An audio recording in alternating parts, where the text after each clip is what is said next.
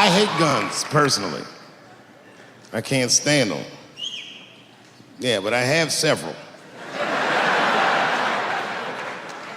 I don't want them, but I feel like I need them. Don't forget where I live. I live in Ohio. And anyone that knows anything about Ohio knows that even the word Ohio is an old Native American word. It means, literally, land of poor white people.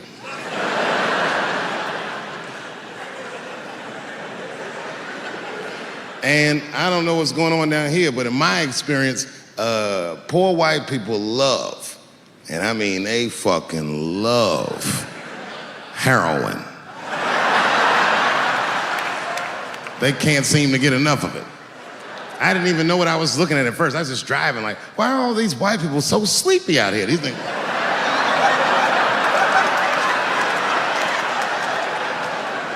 It's really bad. As a matter of fact, I was coming out of a nightclub the other night in Dayton, and I'd parked my car in the alley, and no one was out there. I didn't have no bodyguards or nothing. I was home. I figured everything was fine. And as soon as I opened my car door, all by myself, suddenly one of these heroin-addicted whites just pops out of a trash can. It scared the shit out of me. I screamed, "Ah!"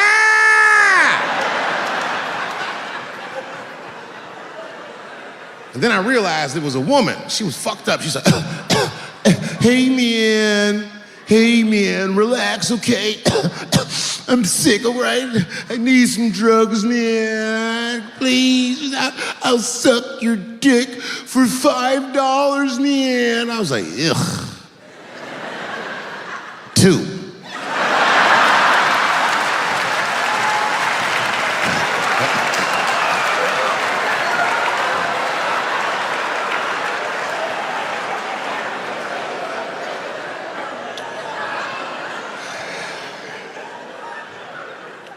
Obviously, I'm joking. This opioid crisis is a crisis. I see it every day. It's as bad as they say. It's ruining lives, it's destroying families. Sadly, you know what it reminds me of, seeing it? It reminds me of us. These white folks look exactly like us during the crack epidemic. You know, it's really crazy to see. And all this shit they talk about on the news about how divided the nation is, I don't believe it. I feel like nowadays we're getting a real good look at each other.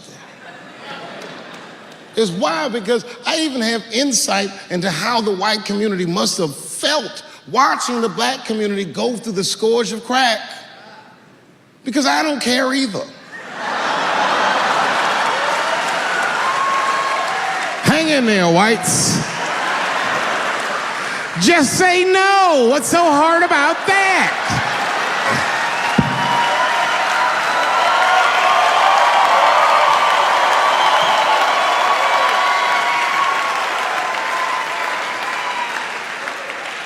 Remember when y'all said that to us? But it's okay. There's no grudges. Now you finally got it right. Once it started happening to your kids, you realize it's a health crisis. These people are sick. They are not criminals.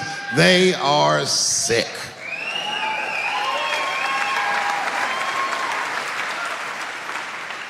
Be that as it may, I'm armed to the teeth. First gun I bought was a 12-gauge shotgun. I didn't want the gun. Remember, though, I'd moved to a farm, and I was sitting there on the porch, and I see a white dude walking across my property, entitled, like he's supposed to be there. He had a rifle over his shoulder, too. Ain't that a bitch? I said, what the fuck is this guy doing on my property? I was mad as shit, but I was unarmed. So I ended up just waving to this motherfucker like a bitch. I was just like...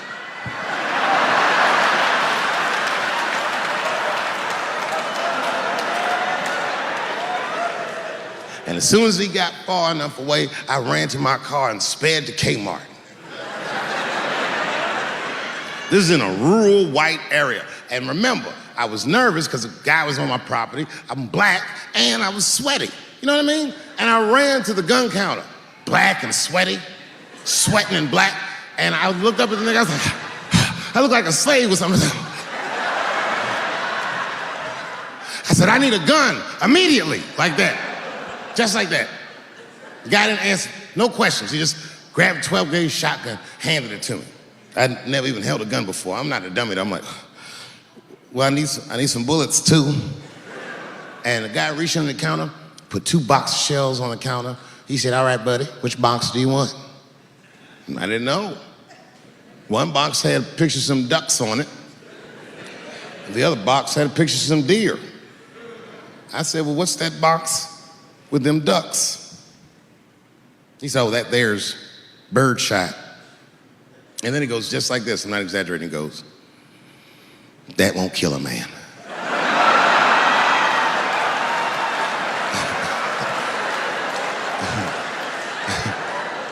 He said, it'll just pepper him up nicely. I said, what the fuck? Pepper?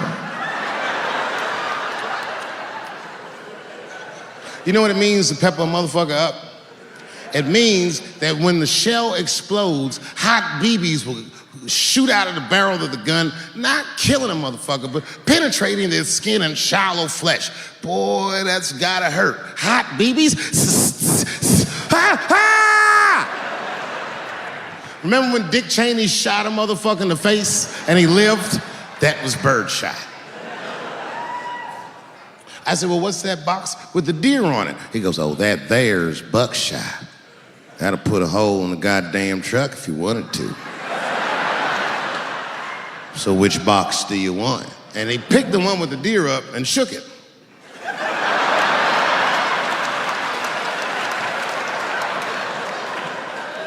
I thought he was trying to trick me. I was like, do you have a box with a picture of a white dude trespassing on it? Because it's exactly the strength I'm looking for. But I didn't know that if you're defending your home with a shotgun, the formula dictates that you're supposed to buy both boxes. This was not a formula that I was familiar with.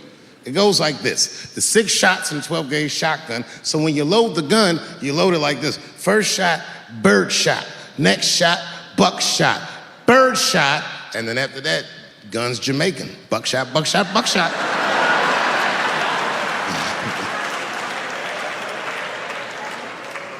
You gotta picture it, okay? Like say I'm in bed and I'm sleeping, and suddenly my wife wakes me up. David, wake up.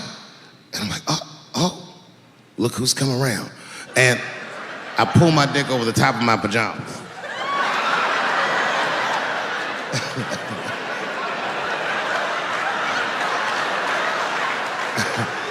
And she says, no, I hear something. I go, oh, this bitch. So I get up out of bed, grab the gun. I say, wait here, baby, I'll go check it out. Just lock the door behind me. Oh my God, she's right there in the kitchen is a heroin-addicted white, and he's digging through the change jar by the door. I worked really hard for that change. I gotta do something. So first, I wrapped the shotgun. Hey, motherfucker, click, clack. That's a test. That click, clack sound will stop a rational human being in their tracks. But sure enough, this person is not rational. They're sick on drugs. They're digging in the change. I gotta act fast. This nigga's almost got $1.50. I warned you, birdshot. And there it goes. Hot BBs will permeate his yellow heroin skin. Remember, I'm not killing him. I'm just peppering him up nice. He lets out a heroin scream. Yeah.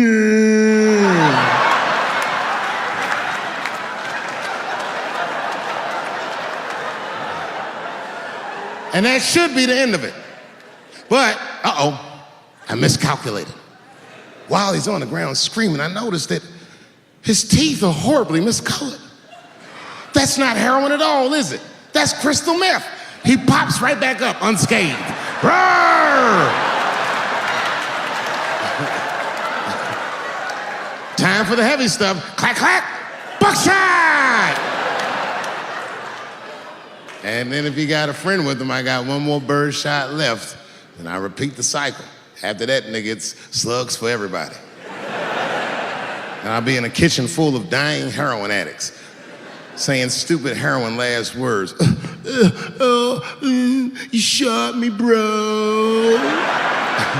Oh, it hurts, man. It hurt. The last words are always the dumbest words. Like, why is your dick out?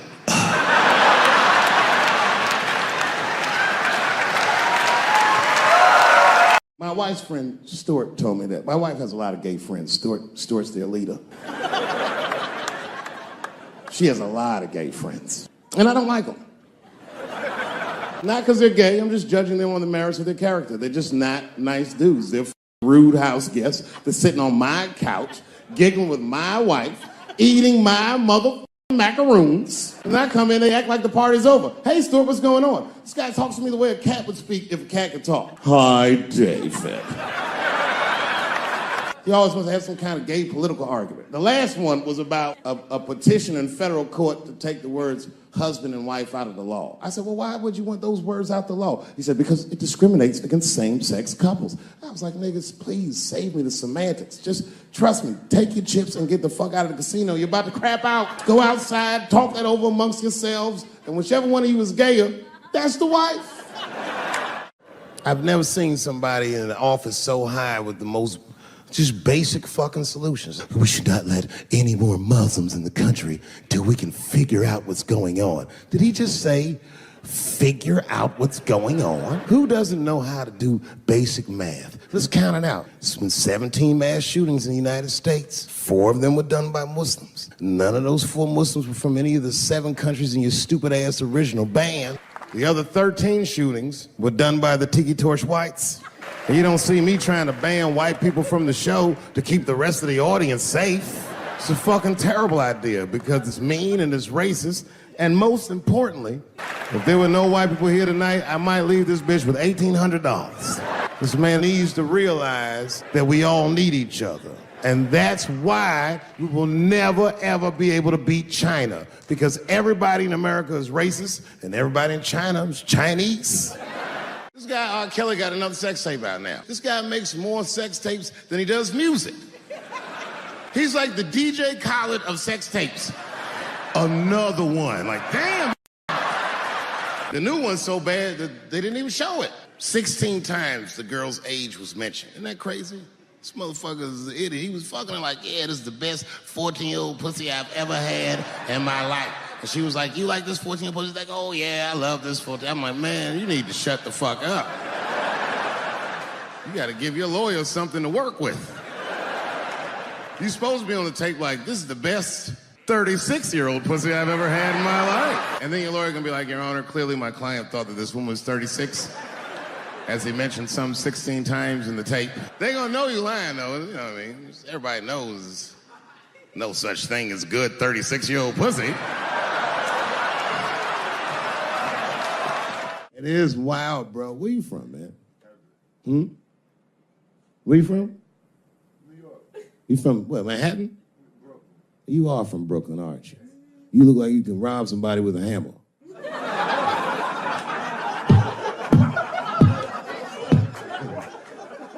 Brooklyn niggas rob you with shit they find around the house. I just got stabbed with a toothbrush. This nigga must be from Brooklyn. I'm fucking around. I think, okay, again, of all those letters, the T has the toughest road ahead. In fact, I think the T should stand for tough road ahead. They've got the longest mental gap to bridge. That's all I'm saying. Because, you know, whenever I see one of them T's on the street, I don't mind them, but I'll be like, man, I miss Bruce. I'm sorry, guys. I'm 42. I remember Bruce Jenner. Before the Kardashians, before all that, this motherfucker was a white American superhero. It was amazing. He was beating Africans at track and field. We'd never seen anything like it. He was on my cereal box growing up. You know how much of that cereal I ate, nigga? I didn't know he was gonna do that. I knew before you guys knew. I heard things on the street in Hollywood. You know, you just be out, see people. Hey, what's up, Kanye? Why the long face? Nigga, you'll see. I got 2 mother-in-laws now.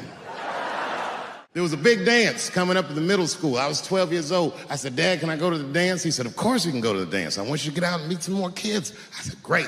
It costs $3 to get in. And my dad said, ooh, sorry, son, I don't have it. I was like, what the fuck? You don't have $3? Well, then how are we alive, Dad? Dad said, if you want to go to the dance bad enough, I'll tell you what, there's some money in the change jar, get the money from there. I was 12 years old, that's what I did. I showed up to the dance early. There's a long line of kids waiting behind me while I'm at the door trying to count out 300 pennies to get inside.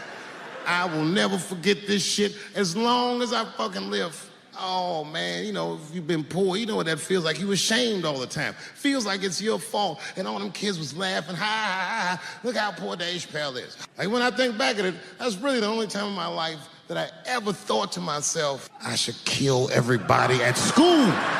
No, this is what I mean. Okay, look, okay, you're an Asian dude. No, I say this with no disrespect, but we're all Americans, right? And we can agree that America has a huge body count all over the world, but nowhere more than Asia. Literally, if you look at history, recently, we have bombed the masculinity out of an entire continent. We dropped 2 atomic bombs on fucking Japan, and they've been drawing Hello Kitty and shit ever since.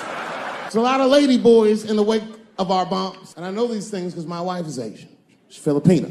All right, well, okay, so that explains it. Now you know why you see me at all those Filipino events. I'm not there picking up pussy, I'm dropping some off.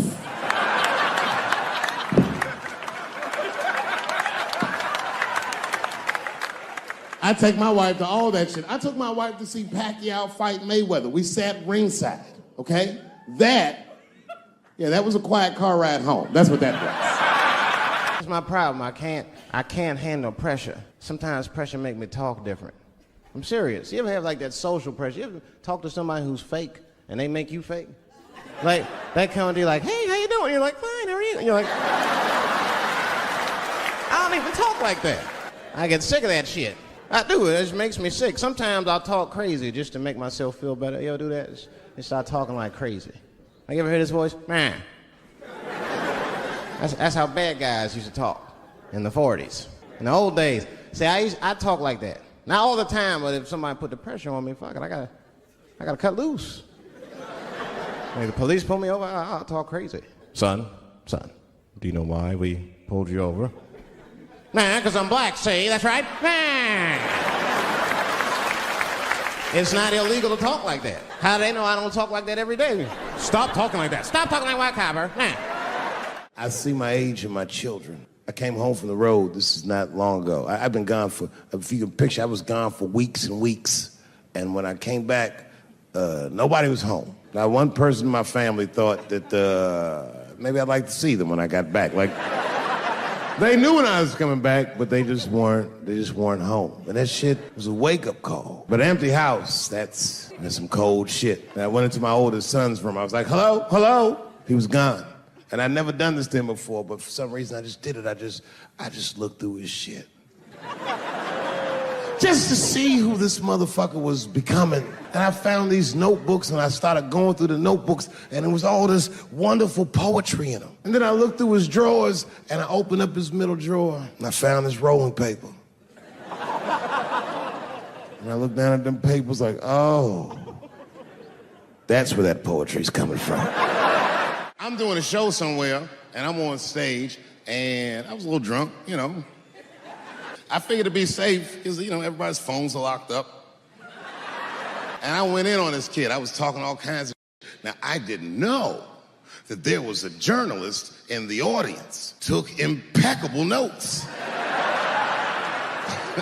He told everybody everything I said. He was even putting the jokes in the headline. The headline said, Dave Chappelle says he wants to smash a dollhouse over Juicy Smouillet's head. And I thought for sure when I read that headline, I said, well, that's it for me. I'm canceled. Lucky for me, that very same day, the Chicago police caught the motherfucker that actually did it. And hilariously, they were both Nigerian. Not only were they not white, they were very, very black. They were Nigerian, which is the funniest shit. The whole story is funny.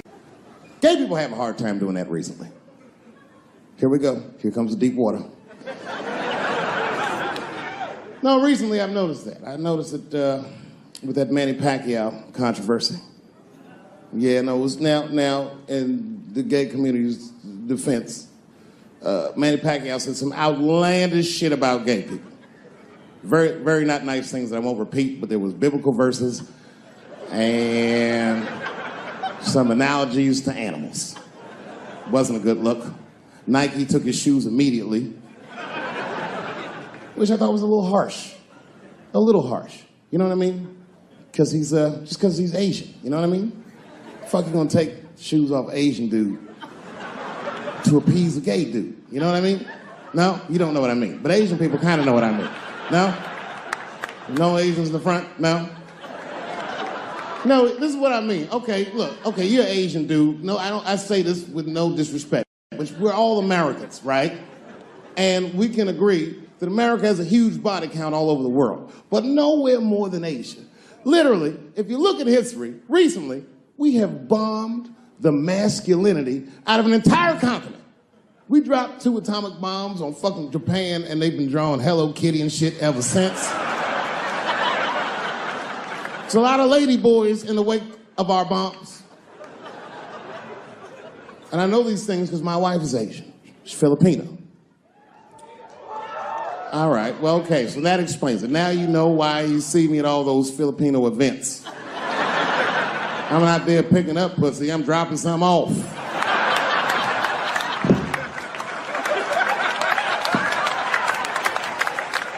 I take my wife to all that shit. I took my wife to see Pacquiao fight Mayweather. We sat ringside, okay? That was a quiet car ride home. That's what that was. But if you know what's popping in the Philippines, you know that they got a whole generation of kids in the Philippines growing up without their mothers. Yes, a lot of women in the Philippines go to the Arabian Peninsula, they come to the United back home, which is still one of the #1 staples in the Philippines economy, money that their expats send back to the Philippines. The men, on the other hand, are left rearing children, twiddling their thumbs, waiting on their wives' checks. These men have been fucking emasculated.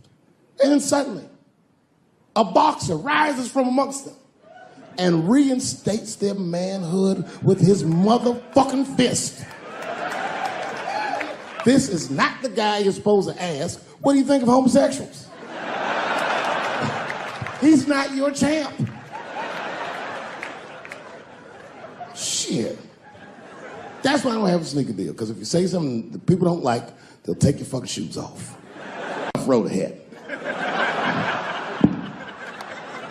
They've got the longest mental gap to bridge. That's all I'm saying. Because, you know, whenever I see one of them T's on the street, I don't mind them, but I'll be like, man, I miss Bruce. I'm sorry, guys. I'm 42. I remember Bruce Jenner.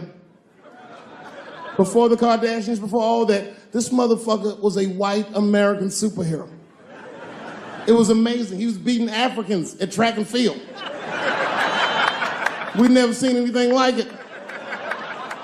He was on my cereal box growing up. You know how much of that cereal I ate, nigga? I didn't know he was gonna do that.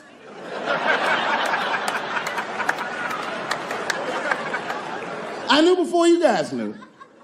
I heard things on the street in Hollywood.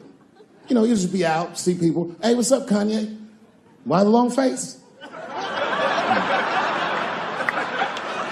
Nigga, you'll see. I got 2 mother-in-laws now. And when I heard he was gonna do it, I was scared. I didn't think the public was ready. I didn't think the media was ready. And you know what? I was wrong. Never seen anything like it. Welcome to the world, Caitlin. So long, Bruce. Hello. Somebody called me a nigga in traffic last Wednesday. It's so long, it takes a minute.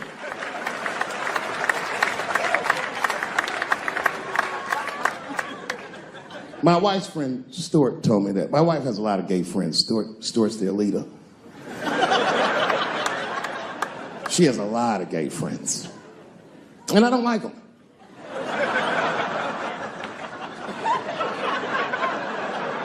Not because they're gay, I'm just judging them on the merits of their character. They're just not nice dudes. They're fucking rude house guests. They're sitting on my couch, giggling with my wife, eating my motherfucking macaroons. And I come in, they act like the party's over. Hey, Stuart, what's going on? This guy talks to me the way a cat would speak if a cat could talk. Hi, David.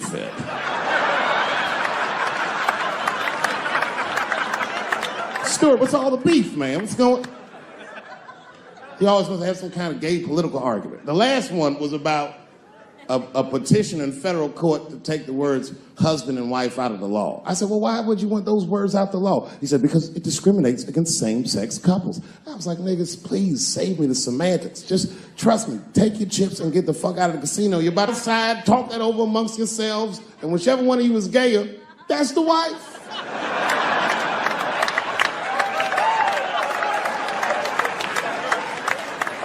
No, Stuart didn't like that. Stuart educates me about this movement, you know what I mean? I didn't even know shit about it. He told me it's called LBGTQ.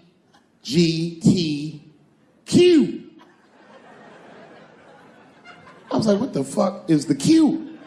Does that even make sense, Q? Turns out Q is like the vowels. That shit is sometimes Y. It's for gay dudes that don't really know they're gay. You know what I mean? Like prison fags who are like, well, I'm not gay, nigga. I'm just sucking these dicks to pass the time. I'm not G, I'm Q. Ugh.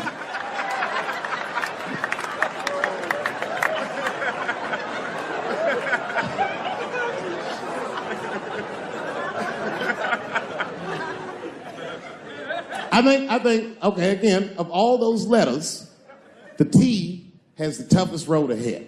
In fact, I think the T should stand for tough. If Martin Luther King had a sneaker deal, we'd still be on the back of the bus. They always true, the Nike exec come up, hi, Martin, we need you to tone down the talk of civil rights and blacks being humans. It's upsetting our southern distributors. But I don't understand. I thought that's why I had a sneaker deal in the first place. Not quite. Really, it's a walking shoe, and we like the marching, but try to understand. Fuck that shit. You know, I get it, though. I understand why gay people are mad, and I empathize. You know what? I'm just telling you, this is a black dude. I support your movement, but if you want to take some advice from a Negro, pace yourself. These things take a while. Just because they passed the law doesn't mean they're going to like it. Brown versus Board of Education was in 1955. I was shocked. Is this happening? Wait a minute. Is this a time in American history when an American can make a decision for themselves, and even though other Americans don't understand it, they'll support it and let this person live a happy life? Is this what's happening? If it is, then good for America. That's Dave Chappelle, the American. Although Dave Chappelle, the black American, he was a little jealous.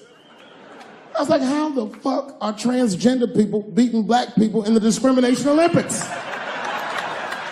If the police shot half as many transgenders as they did niggas last year, it'd be a fucking war in LA. I know black dudes in Brooklyn, hard street motherfuckers that wear high heels just to feel safe.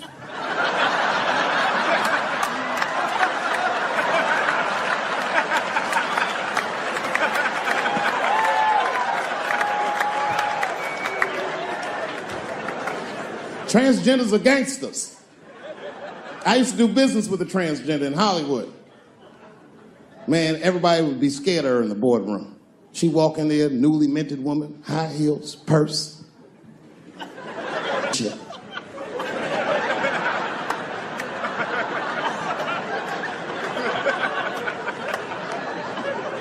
And then she walked to the head of the conference table, stare at us all, reach in her purse, and pull her old dick out and throw it on the table. Let's talk business, gentlemen. Ah!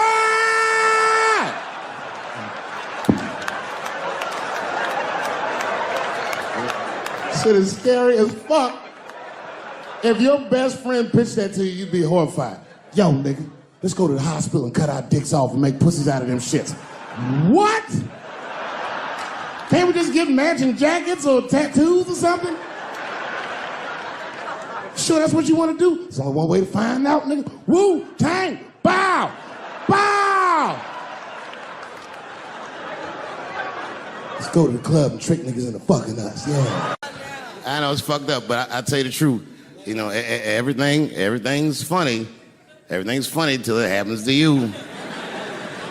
3 months, a mere 3 months after that terrible attack that Chris Rock endured,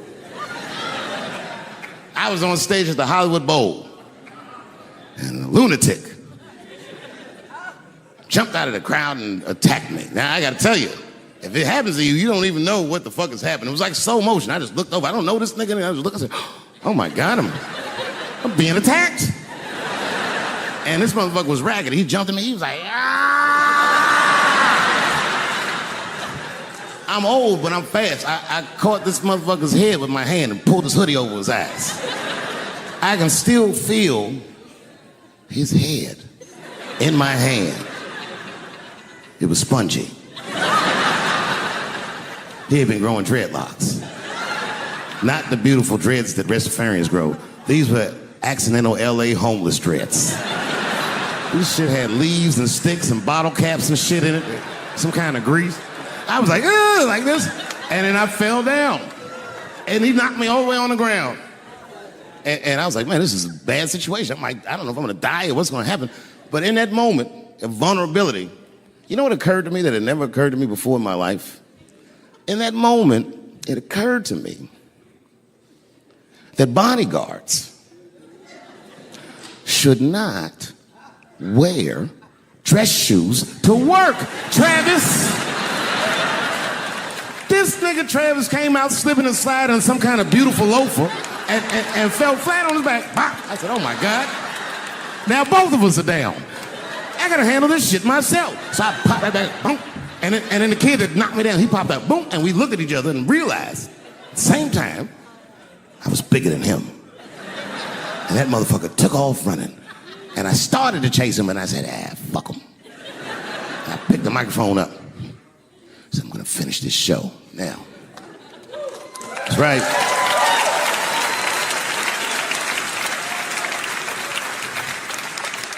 For 3 months before that, I'd been making fun of Chris Rock. And people would ask me all the time. They'd say, Dave, what would you do if you were Chris Rock and Will Smith slapped you in the face? And to this day, the answer is the same.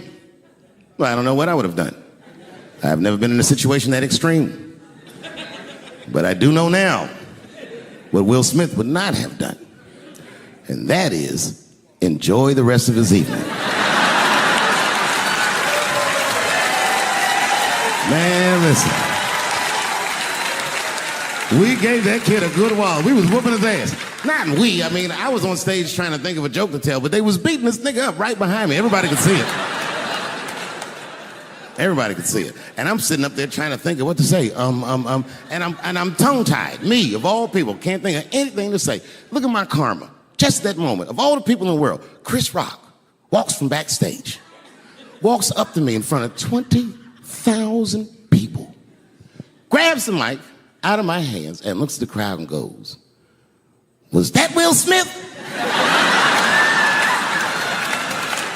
Man, motherfuckers fell out of their chairs laughing. I was standing there looking stupid. I was fucking furious because I'm thinking in my mind, nigga, this is my attack. You got attacked 3 months ago. Now you have jokes.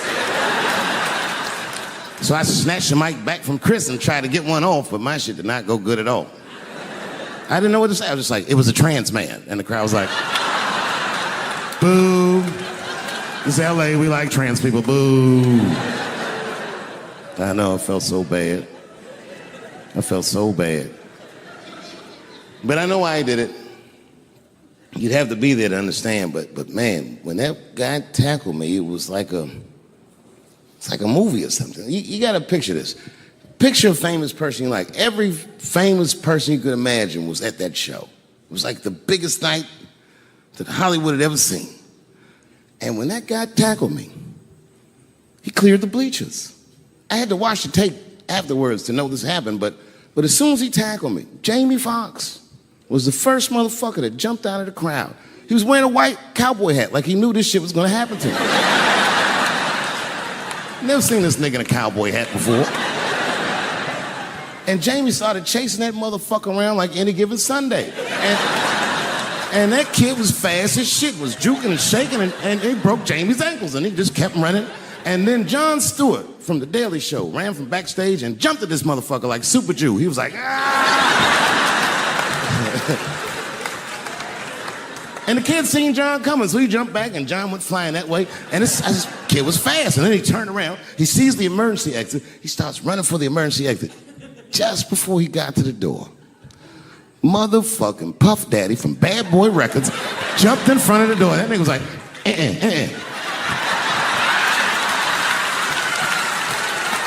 Boy, Puffy got that motherfucker. And then every celebrity just ran out because every celebrity saw themselves in me, and they just started beating the fuck out of that kid. And I know Chris was backstage looking like, nobody helped me.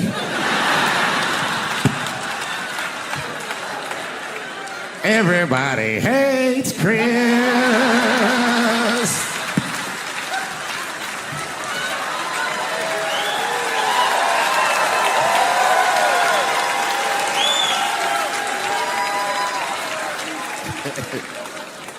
Look, it was way more intense than what you guys might have read. I don't know what you read, but the kid, while we was beating on him, reached in his waistband, pulled out a .22 caliber pistol. That shit was mayhem. Everybody started screaming, oh my God, he's got a gun, he's got a gun. And then I got scared. I was in the back, but I was scared because I knew that everybody that was with me was armed. Yes, if they had shot and killed this kid on stage at the Hollywood Bowl, like I pay you to do, Travis,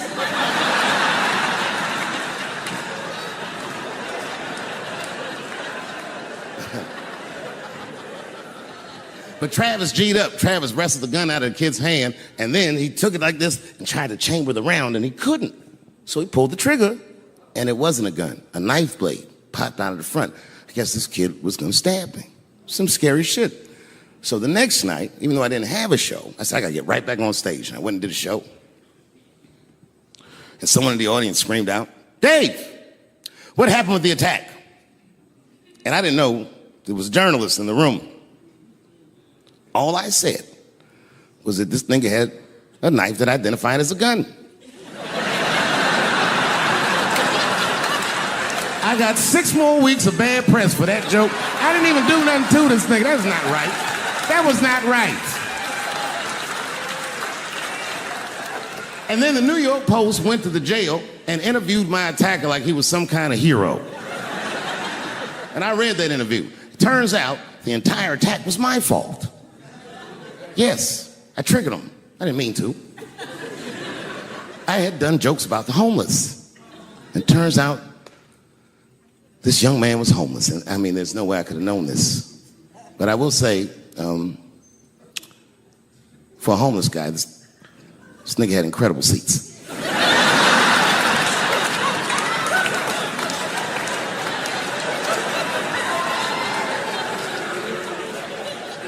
Oh, and they said I triggered him because I had done LBGTQ jokes, and it turns out this fellow was a bee. That was the headline in the article. It said, Dave Chappelle's alleged attacker is bisexual. I said, alleged attacker? This motherfucker definitely attacked me. I'll show you the tape. He's allegedly bisexual. I'm gonna need to see him suck somebody's dick before I believe the rest of this article.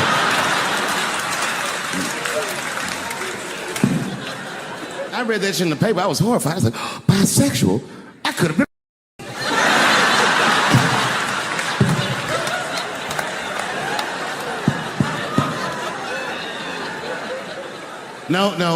No, you know what though? It's not funny because after all that madness ensued, I went to the hotel room. I was by myself and I opened the door and my wife was in there alone. She was sobbing, like sobbing. I said, oh my God, what's wrong with you, bitch? Did you get attacked too?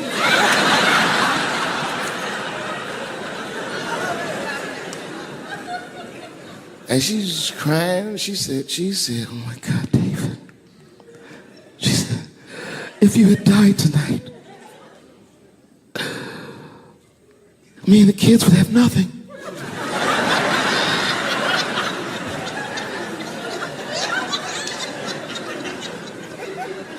Then I knew it was serious. So I sat down on the bed next to her. And I reached in my pocket, I pulled some keys out that she'd never seen before. She said, what are those keys? And I gently placed them in her hands. I said, sweetheart, those are the keys to my safe deposit box. God forbid anything ever happen to me. But if it does, don't even worry about it. You and the kids have everything you need in that box. I've already taken care of it. And she was looking at them keys, and I could see her mind realize what we were actually talking about. And then she just started crying harder. And to be honest with you, that made me cry a little bit too. And we hugged each other real tight.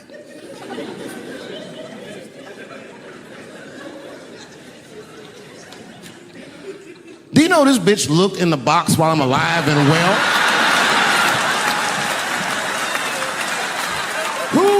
That? Oh my God. And then she was mad at me. She said, God damn it, David, I opened that box. I said, you did? She said, yes, I did. And there was nothing in there.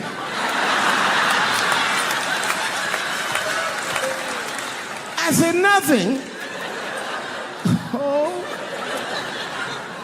She said, nothing except your stupid joke book. I said, whoosh. I said, well, sweetie, look. If you tell those jokes exactly how they're written, you and the kids should be fine. They're really good jokes.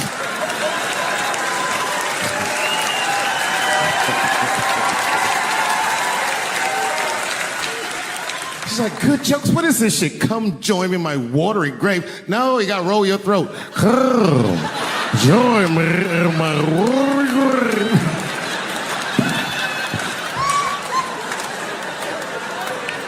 And me and her, like, we weren't arguing, but you know what I mean? She was just like, you need to stop doing that. And then I tried to change the subject. I go, how is school going, boys? And my sons tell me, well, we didn't have school today, technically. I'm like, well, what's going on? He said, well, there was like a school shooting drill. I never heard of this. You know what this is? They have drills that they make kids do where they practice what to do if somebody comes to shoot up their school. I'd never heard that before. I was like, what the fuck?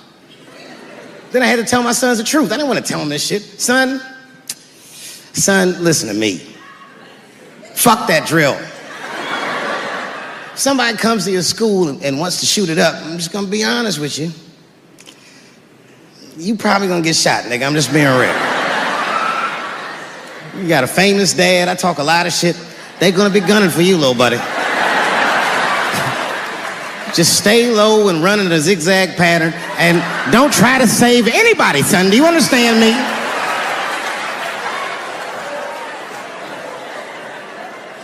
Why would you have kids rehearse for some shit they have no control over? All you're doing is training these kids to worry. It's the stupidest drill I've ever heard of. And while you're in there training them during these drills, well, aren't you training the shooter too? This nigga's in here listening and learning like the other kids.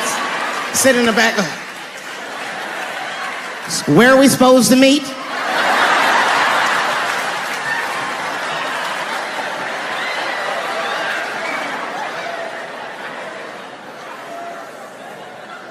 If you're a parent, this shit is terrifying.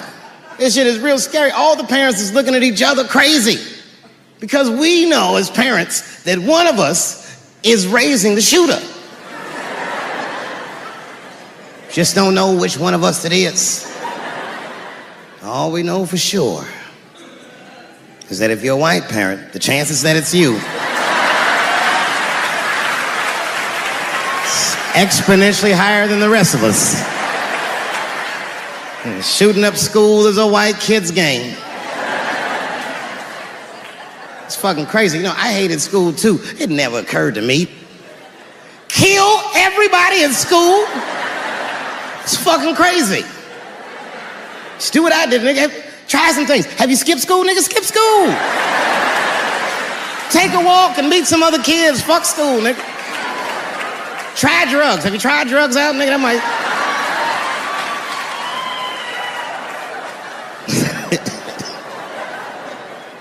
Some scary shit.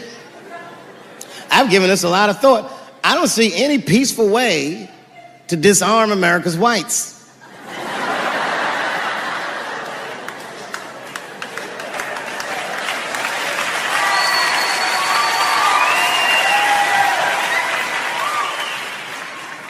There's only one thing that's going to save this country from itself. Same thing that always saves this country from itself.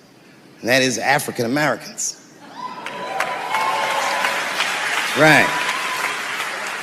And I know the question that a lot of y'all have in your minds is, should we do it?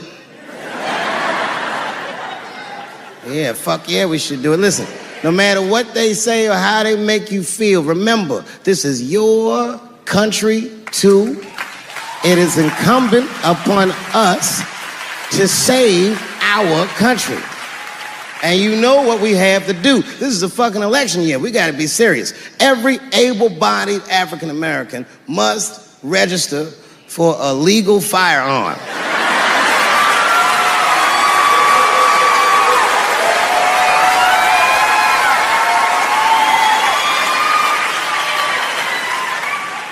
That's the only way they'll change the law.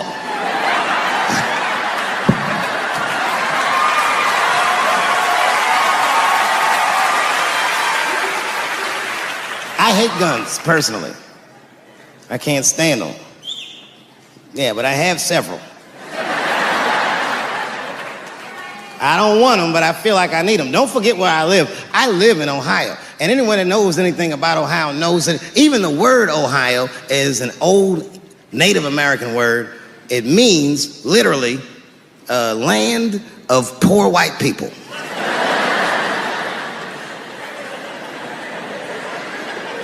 And I don't know what's going on down here, but in my experience, poor white people love, and I mean they fucking love, heroin.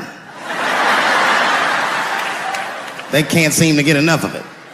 I didn't even know what I was looking at first. I was just driving like, why are all these white people so sleepy out here? Do you think?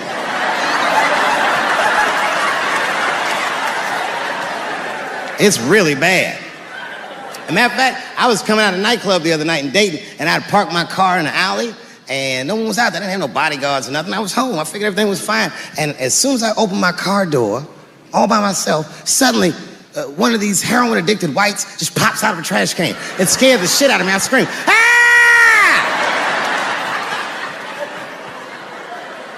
And then I realized it was a woman. She was fucked up. She's like, hey man, relax, okay?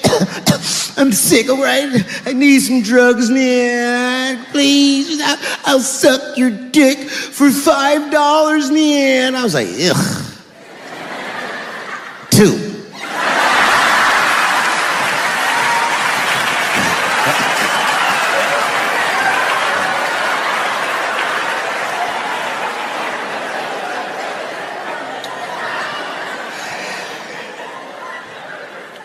Obviously, I'm joking. This opioid crisis is a crisis. I see it every day. It's as bad as they say. It's ruining lives. It's destroying families. Sadly, you know what it reminds me of, seeing it? It reminds me of us. These white folks look exactly like us during the crack epidemic. You know, it's really crazy to see. And all this shit they talk about on the news about how divided the nation is, I don't believe it. I feel like nowadays we're getting a real good look at each other. It's wild because I even have insight into how the white community must have felt watching the black community go through the scourge of crack. Because I don't care either. Hang in there, whites. Just say no. What's so hard about that?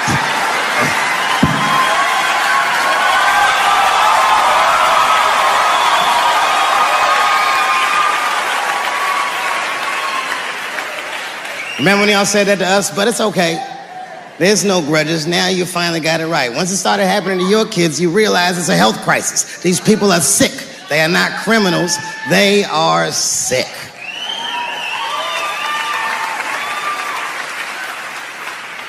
Be that as it may, I'm armed to the teeth.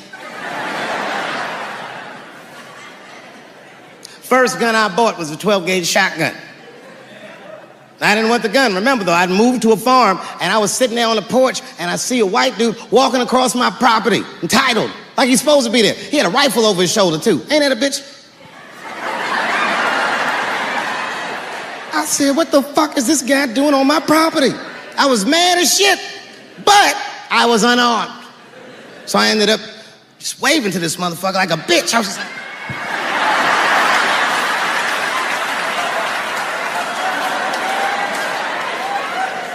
And as soon as he got far enough away, I ran to my car and sped to Kmart. This is in a rural white area. And remember, I was nervous because the guy was on my property, I'm black, and I was sweaty. You know what I mean? And I ran to the gun counter, black and sweaty, sweating and black, and I looked up at the nigga, I was like, I look like a slave or something. I said, I need a gun, immediately, like that, just like that. The guy didn't answer, no questions. He just grabbed a 12-gauge shotgun, handed it to me. I'd never even held a gun before. I'm not a dummy. I'm like, well, I need some bullets too. And the guy reached in the counter, put 2 box shells on the counter. He said, all right, buddy, which box do you want? And I didn't know. One box had pictures of some ducks on it. The other box had a picture of some deer. I said, well, what's that box with them ducks? He said, oh, that there's birdshot. And then he goes just like this, I'm not exaggerating, he goes, that won't kill a man.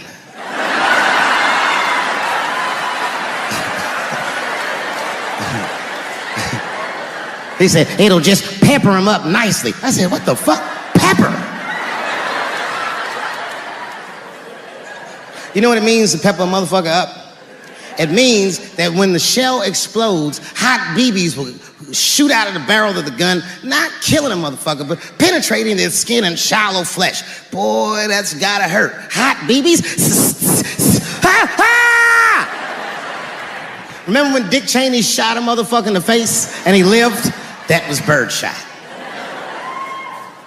I said, well, what's that box with the deer on it? He goes, oh, that there's buckshot. That'll put a hole in the goddamn truck if you wanted to. Dave Chappelle.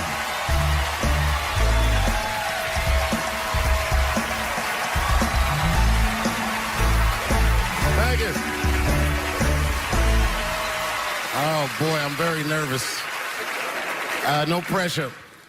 During the civil rights movement, I can't read what's on the teleprompter.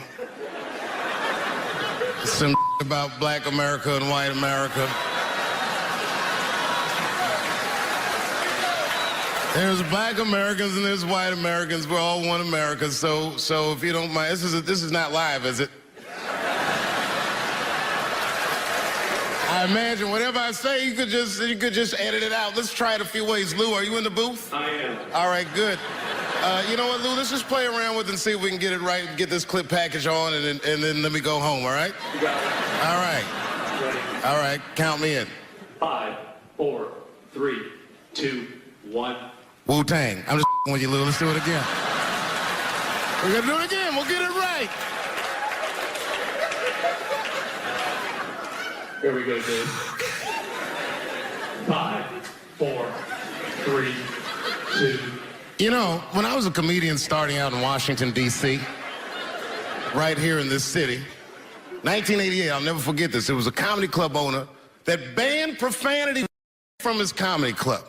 He said it offended his audience, and this was a cause of major concern for all the comedians in the circuit. And we all called a meeting, and we had the owners come, and it was the club owners, and it was the comedians. It was the classic labor dispute. The club owners laid out their case. There cannot be profanity in these clubs because that offends people. And there's a comedian who's still a good friend of mine to this day. He lives right here in Washington, D.C. He stood up. And he said, he's black, I should tell you, because it's important to the story. He says, I use profanity because I live a profane lifestyle. He says, I don't have an insect infestation in my house. I have roaches.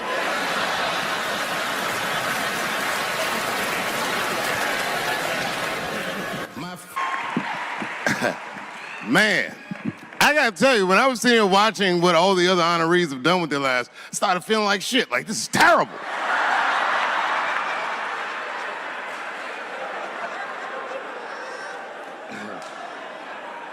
And then Bobo brought me up and started out good with that Ali picture, and then it just... whew. But that coloring book that was in the picture, I know the Ali's are here, that coloring book, my mother has it. And the champ, he signed it. You know, the greatest, he signed it, Muhammad Ali. And his sparring partner was there that day. And his sparring partner signed it, said the next heavyweight champion of the world, Larry Holmes. And he was. And 2-year-old Dave Chappelle colored all in that shit and just ruined the book.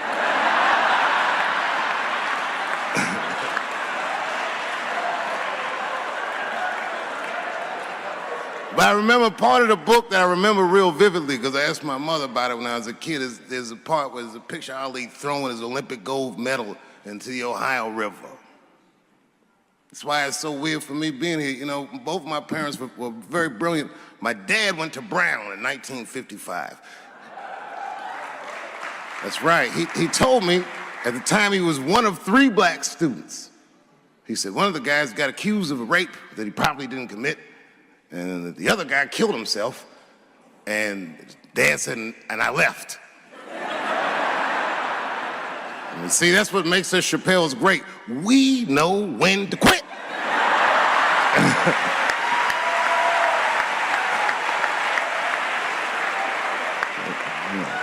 We all just live to fight another day.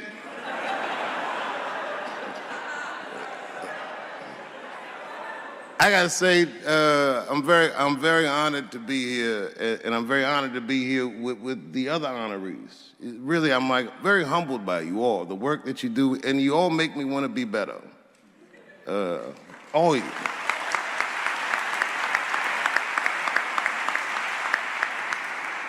And you know, I was gonna stop doing stand-up for a while because 4 comedy specials in a year is like, that's a lot, you know. But you know, shout out to my colleagues in comedy. I just want to say that in a way, this for me belongs to my mother primarily, who was an African American studies professor, and a lot of the content that I say, she raised me well. I'm not an uninformed person.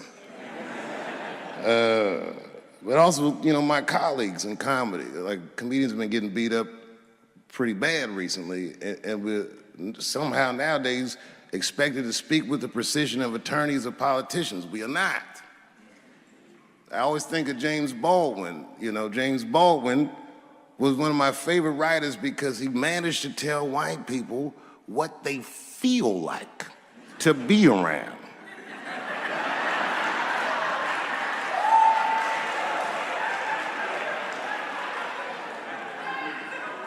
So I ain't gonna hang up my gloves yet. I think I got one more special in me. So to quote Baldwin, God gave Noah the rainbow sign. There's no more water, it's the fire next time. Thank you very much. Boy, this comes as a complete surprise.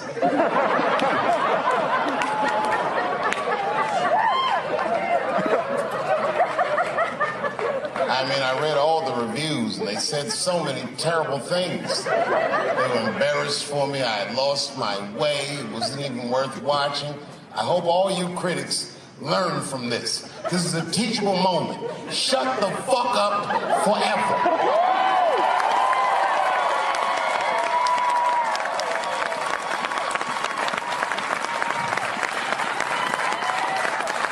Two in a night.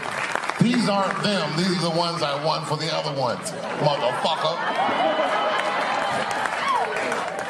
I would like to thank my editor who was nominated. Unfortunately, he did not win, but I couldn't have been more honored to work with Jeff Urin.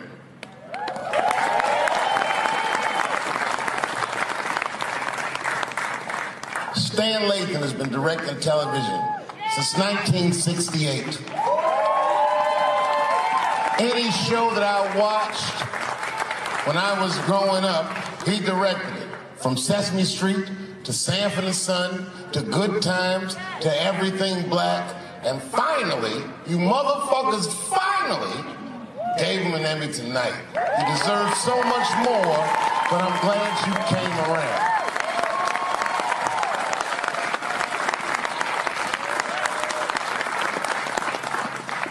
I'd like to shout out all the other nominees tonight. Tiffany Haddish and Patton Oswalt and Hannah Gatsby and Brother Mulaney. You guys are an inspiration to me, and I'm honored to be nominated with you. I'm sorry that you didn't win tonight, but who gives a fuck anyway? It's a special night because comedy gets to be itself. It's all we've ever wanted. I hope the war is over. We good? And as always, I'd love to thank my wife, Elaine.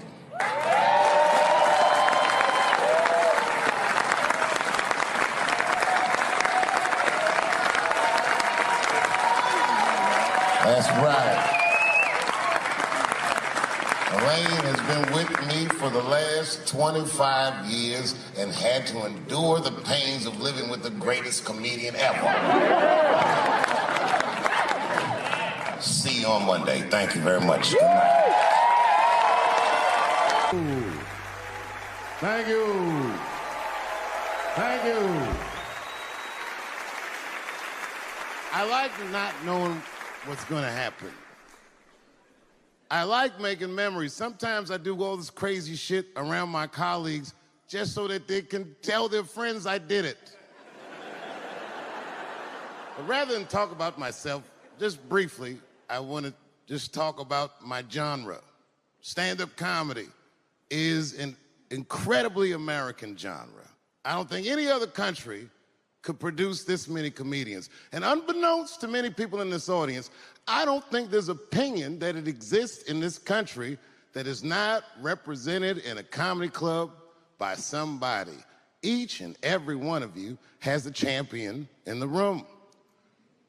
We watch you guys fight, but when we're together, we talk it out. I know comics that are very racist, and I watch them on stage, and everyone's laughing, and I'm like, that motherfucker means that shit. Don't get mad at them, don't hate them. We go upstairs and have a beer, and sometimes I even appreciate the artistry that they paint their racist opinions with. Man, it's not that serious. The First Amendment is first for a reason. The Second Amendment is just in case the first one doesn't work out. We gotta let some air out of the ball, man. The country's getting a little tight. It doesn't feel like it's ever felt in my lifetime. So tonight, I am honored that my colleagues are here in comedy and in music.